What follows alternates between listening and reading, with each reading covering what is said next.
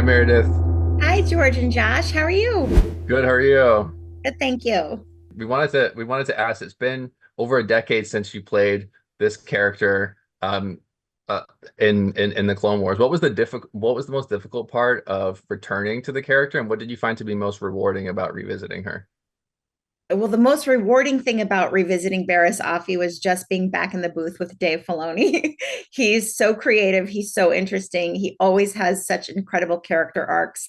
There really wasn't much difficult to come back to because I feel like Barriss has been in the minds of me, of course, because I love her, but the fans since the Clone Wars ended. Everyone is always asking about her. My friends' kids are watching the show right now, so it doesn't feel like there's any separation. It doesn't feel like it's been a long time. And we can see that Ahsoka, her character has gone on to have a whole other show. I think these characters have made such an impact that they're still here, and Barriss is still very deep in me, and I love her. And it was just a joy to be back. Hi, Meredith. Thanks very much for taking the time to talk to us. Oh, How look, did you you? have an English accent, just like Barriss. Funny that. I Um, knew that. how was it? How did you hear from Dave, or how did you hear that you were coming back? I've kept in touch with Dave.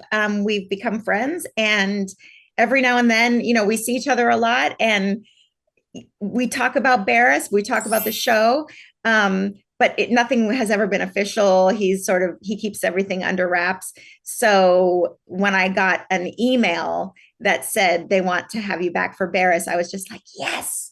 It was just the greatest because I love her and I love playing her, and it was fantastic. It was just the best moment. Brilliant. We're delighted to have you back. Hi, Meredith. Thank you.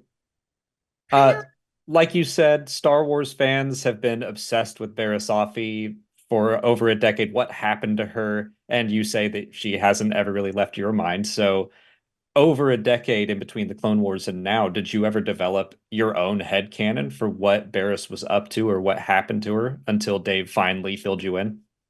well, listen, I've been listening to fans say, how could you turn on Ahsoka? How could you do this? And I think I've always felt like Barriss just had this incredible moral compass and did what she felt was right for the Jedi Order. I feel like so for me, I have my own opinions on why she did what she did back in the Clone Wars. And um, I love where Dave Filoni has taken her character. The arc during Tales of the Empire is astonishing. I don't think we know what she's been thinking while she's been in jail this whole time. And I think the things that she's presented with are about to uh, show her depth of character that she's developed while in prison. Yes. Hi, I'm Charlotte. Hi, Meredith. Thanks so much for talking with us Thank you. today. I was wondering, what do you think makes Barriss such a compelling character that fans are so obsessed with? I think what makes Barriss so compelling is that she really starts with such a desire to do what's right. I think she really believes deeply in the old Jedi text. I think she really appreciated her training under Luminara Unduli, who taught her how to be the best Jedi. Um, and I think after her time hanging out with Ahsoka and Anakin, who are more free thinkers, not everything was done by the book. I think she's compelling because she starts to listen to her own moral compass as she's going through things, and she starts to have different opinions. I think she might have been influenced by Palpatine's uh, propaganda that he put on the Jedi, about the Jedi rather. And I think her faith in the Jedi starts to waver a little bit. She's compelling because she has a moral dilemma, and she thinks she's doing the right thing. Um, and perhaps the way she went about it wasn't the right way, but she was very strong in her convictions. And I think in Tales of the Empire, you see her struggle with what to do with the options that are presented to her. And I think a lot of people go through that. I think your choices define your destiny. And I think what we learn in Tales from the Empire is that you always have a choice. You always have a choice to whatever path you're going to go down. And it's a good message. Hiya. Question. By the end of this run of episodes, it feels like Barriss has learnt as much by being an Inquisitor as he has learnt by being a Jedi. Does that make any sense? How do you feel about that? I think every situation you're in is a teaching moment. I think the people that you surround yourself with, you can either uh, learn and appreciate the goodness you learn from them, or you can fall into hate that people that you're surrounded by, or you can see things that you disagree with. And every situation will form your sense of self deeper and deeper if you choose to go by your center. If you really if you are really dedicated to your own moral structure, every scenario that you are in will shape who you are. Hey, Meredith. This is Sarah and Richard from Skywalking through Neverland. It's great having you back in Star Wars. Oh, thank you. It's just the best to be back playing Barriss. Now, I don't believe we've seen the last of Barriss. Now, if it were up to you, where would you want to see Barriss go from here? Well, I can't spoil what happens at the end, but if there was a fantasy world where I could create more Barriss, you know, she's got a lot she has to deal with how her relationship with Ahsoka ended. And I think Barriss Offee and Ahsoka Tano need to have some time together to rehash and explain and reconnect. And it would be like the two of them going off on adventures together, because I think they really do have a strong bond. And I think they believe in the same things ultimately. Great, thank you. Hi, I'm Keith from Father.Son.Galaxy. Nice to meet you. Nice to meet So you. now that we've seen Barriss Offee's journey from the Clone Wars to the ending in Tales of the Empire, what do you know about Barriss that you didn't know before the show? I think watching her grow from being a Padawan learner to where she is now, there's a huge age change for her. And I think when you start as a young child, you look at the world in a certain way. And I think as you go through life and you make mistakes, as everyone does, you learn from them. And I think as an older person, you have a chance to review your life and be the person you really want to be. And I've learned from her that there's always a path, there's always a choice, there's always a way to better yourself, there's always another chance. And I think everyone needs to know that at any time in their life, they can always make things better. Thank you. Thank you so much for taking the time. In Tales of the Jedi and Tales of the Empire, we see this recurring theme of mothers, which is the underrepresented archetype in Star Wars. And surprisingly, Barriss journeys and ends in the third episode being called a wise mother. What does it mean to you to represent that archetype in Star Wars? That is the most interesting question.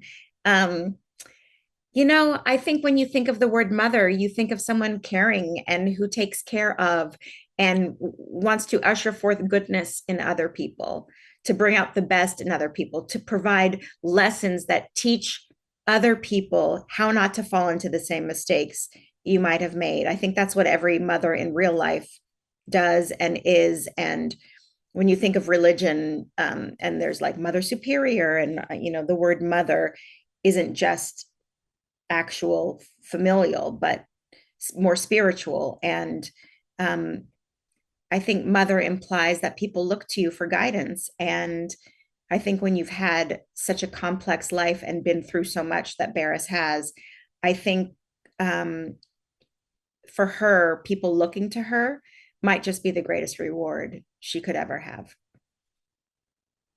Hi, Meredith. Thanks for taking the time to chat with us. Tales of the Empire features a number of cameos from different Inquisitors, including the Grand Inquisitor, the Fourth Sister Marok, the unnamed Inquisitor from Tales of the Jedi. Do you have a favorite Inquisitor? Oh, wow. Do I have a favorite Inquisitor? You know, I never really thought about the Inquisitors that much. I'm always like, it's either like the bad guy, like the Inquisitors to me feel like a group. Now, obviously, from Tales of the Empire, I've learned that they're specific individuals. I didn't really know about the Inquisitors that much. This is very telling. I think Jason Isaacs as the main Inquisitor is phenomenal. He's such a brilliant actor, and I think Barriss Offee gets to train under him, and I think she's had very interesting masters. She had Luminara and Dooley, who was incredibly by the book, and I think the Grand Inquisitor also there's a way of behavior that he's teaching as well, and I think she's being taught by the best of the best for what they are. You know, in the Inquisitors, here's the person who's really he's not going to pull any punches with you. He wants you to step up. And I think requiring Barriss to step up and push herself to a place she might not want to go, or she's afraid to go, but she does. It's fascinating to me.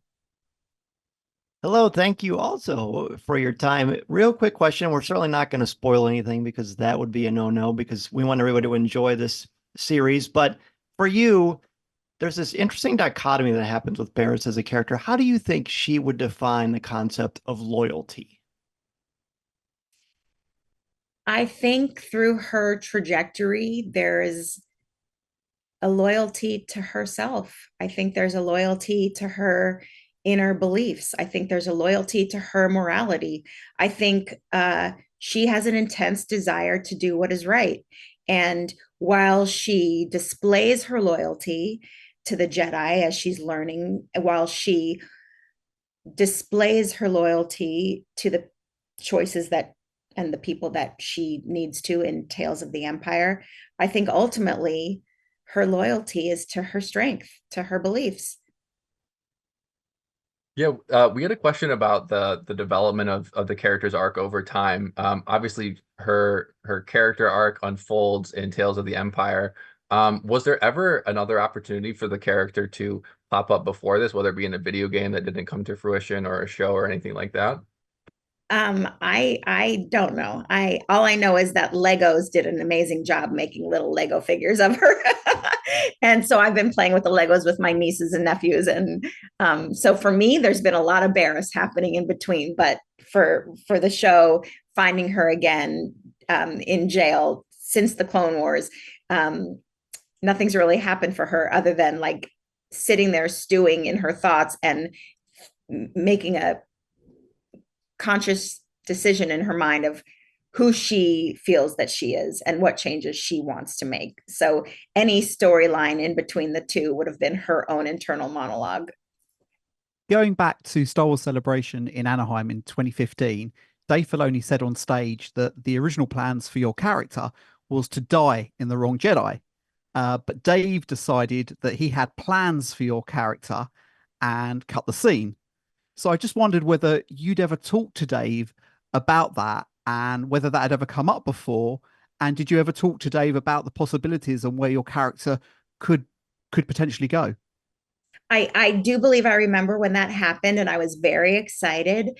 And I've spoken with Dave because we're dear friends, but he holds his cards very close to the chest, and I think his imagination is always working. I think he has he has an entire universe of people that he is weaving a fabric of every character together, because one character's actions 100% affect another character's actions. And so I think he has this grand vision. And as he's shifting his imagination for all of it, the characters might shift, and what he thought he might want to do back then shifts as he develops another character. So I know he had something in mind, but no, he never shared with me what that would be. And of course, I'm always like, please tell me what's going to happen to Barriss. I mean, I love Barriss, and so the more I can play her and inhabit her character is a joy for me.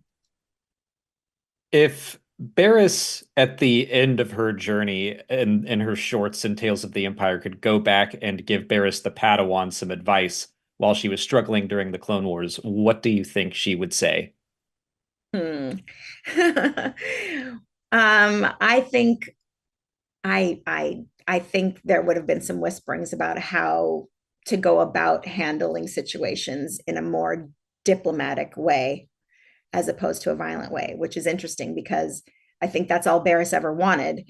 When she was upset with the Jedi Order, it was because they were moving to a more military style way of handling conflict and dismantling their peacekeeping notions. And I think for her, she wanted to make that happen, but she fell into the thing she didn't want to be. So I think whisperings of, an adult to a child, like, make better choices. Make better choices. Hey, look at those names to the left. They are part of the Skywalking Force, our Patreon. Become a producer yourself and check out all the Disney Plus themed bonus content available depending on the level you subscribe. Become a member of the elite Skywalking Force at skywalkingforce.com.